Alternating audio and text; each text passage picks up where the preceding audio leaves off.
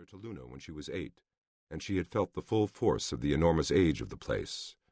It had occupied her dreams and overwhelmed her waking hours.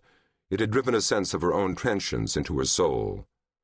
Live while you can, indulge your passions, make it count. The ancient storm stirred again while she looked into the frozen emotions of the ice creature and recognized them.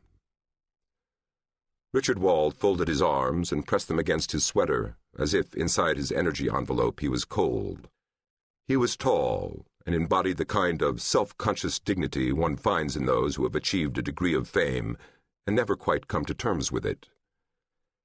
Despite his 60 years, Richard was a man of remarkable vitality and exuberance.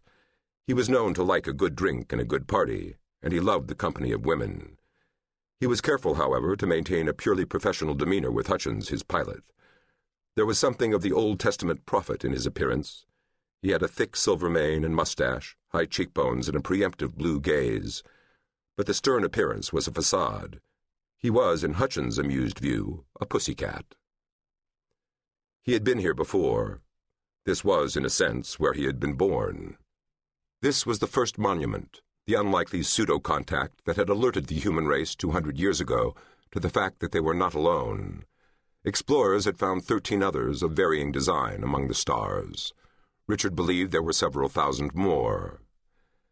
The great monuments were his overriding passion. Their images decorated the walls of his home in Maine.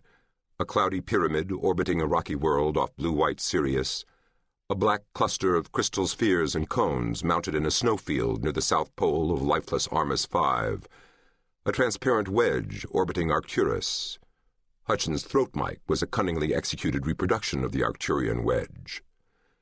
Most spectacular among the relics was an object that resembled a circular pavilion, complete with columns and steps, cut from the side of a mountain on a misshapen asteroid in the Procyon system. It looked, Richard had told her, as if it were awaiting the arrival of the orchestra. Hutchins had only seen the pictures, had not yet visited these magic places, but she was going. She would stand one day in their presence, and she would feel the hand of their creators as she did here. It would have been difficult to do on her own. There were many pilots and few missions, but Richard had recognized a kindred spirit. He wanted her to see the monuments, because in her reactions he could relive his own. Besides, she was damned good. Of all the artifacts, only the Iapetus figure could be interpreted as a self-portrait. The wings were half-folded. The creature's taloned hands, each with 6 digits, reached toward Saturn. Clearly female, it looked past Richard, arms open, legs braced, weight slightly forward. It was almost erotic. Its blind eyes stared across the plain. It was set on a block of ice about a third of its own height. 3 lines of sharp white symbols were stenciled within the ice. To Hutchins' mind, the script possessed an Arabic delicacy and elegance. It was characterized by loops and crescents and curves, and as the sun moved across the sky, the symbols embraced the light and came alive. No one knew what the inscription meant. The base was half again as wide as Hutchins with arms outspread. The creature itself was 3.5 meters high. That it was a self-portrait was known because the Steinitz expedition had found on the plain prints that matched the creature's feet. The ramp was designed to allow visitors to get close enough to touch the artifact without disturbing anything. Richard stood thoughtfully before it. He pressed his fingertips against the base, nodded, and unhooked a lamp from his belt. He switched it on and played it across the inscription. The symbols brightened, lengthened, shifted. "Nice effect," Hutchins said.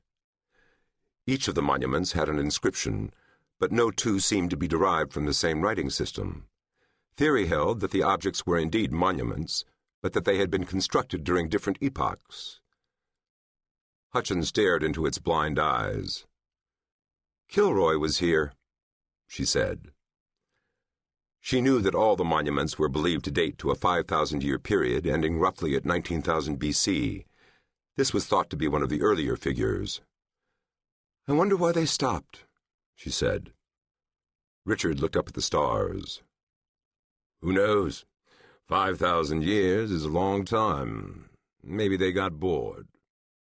He came over and stood by her.